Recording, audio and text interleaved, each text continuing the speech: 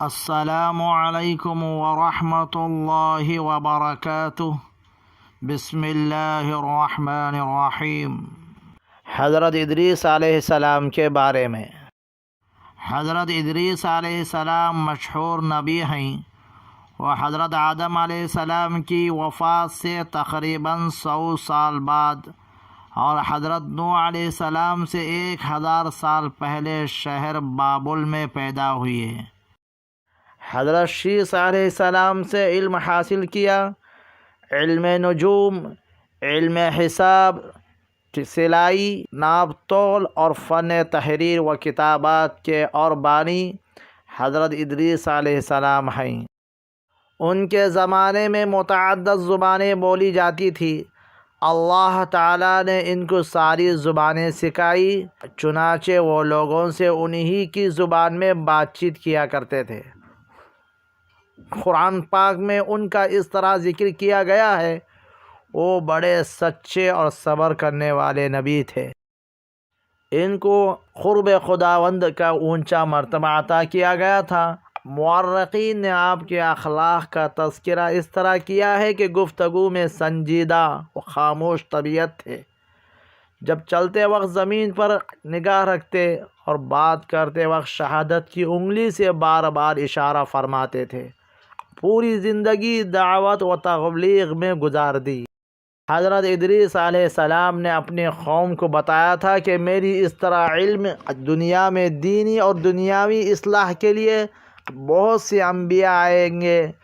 ان کے نمایاں خصوصیات یہ ہوں گی، وہ ہر بری بات سے پاک ہوں گے، انسانی فضائل میں کامل ہوں گے، ان کی دعائیں قبول ہوں گی، ان کی تعلیم کا مقصد کائنات کی اصلاح ہوگا۔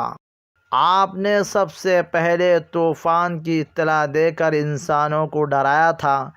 آپ کی تعلیمات یہ تھی: اللہ کی ذات پر ایمان لانا، توحید پر قائم رہنا، صرف وہ خالق کائنات کی عبادت کرنا، آخرت کے عذاب سے بچنے کے لیے نیک اعمال کرنا، دنیا طلب نہ کرنا، ہر معاملے میں عدل و انصاف کو پیش نظر رکھنا، مقررہ طریقے ہی پر عبادت کرنا، ہر ماہ کی 13، 14 اور 15 تاریخ کے روزے رکھنا، جہاد جاری رکھنا، زکوٰۃ ادا کرنا، پاک صاف رہنا، نشے والی چیزوں سے بچنا، نذر اور قربانی میں اللہ کے نام پر جانور قربان کرنا، پھلوں اور پھولوں میں ہر موسم کی پہلی چیز صدقہ کرنا۔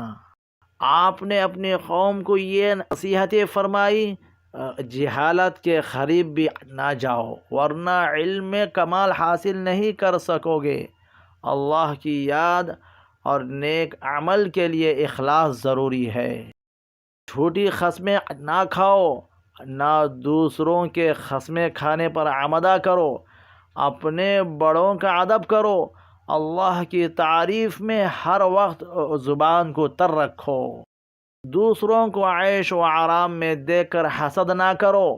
اللہ تعالیٰ کی نعمتوں کا شکر انسان کی طاقت سے باہر ہے۔ جو زندگی کی ضروریات زیادہ طلب کرتا ہے وہ بھی قناعت نہیں کر سکتا۔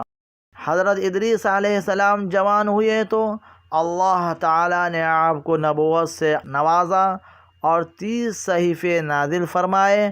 نبوت ملتے ہی آپ نے دعوت و تبلیغ کا کام شروع کر دیا۔ مسلسل دعوت دینے کے باوجود تھوڑے سے لوگوں نے ایمان قبول کیا اور اکثر لوگ جھٹلانے اور ستانے میں لگے رہے۔ جب لوگوں کا ظلم و ستم حد سے بڑھ گیا تو اللہ کے حکم سے اہل ایمان کو لے کر بابل سے مصر چلے گئے اور دریائے نیل کے کنارے آباد ہو گئے، اور آخری وقت تک لوگوں کے درمیان انہی کی زبان میں اللہ کا پیغام اور دینی دعوت کا فریضہ انجام دیتے رہے۔ ان کی شریعت اور دعوت کا یہ خلاصہ یہ تھا کہ توحید پر ایمان لاؤ، آخرت کی نجات کے لیے اچھے عمل کرو۔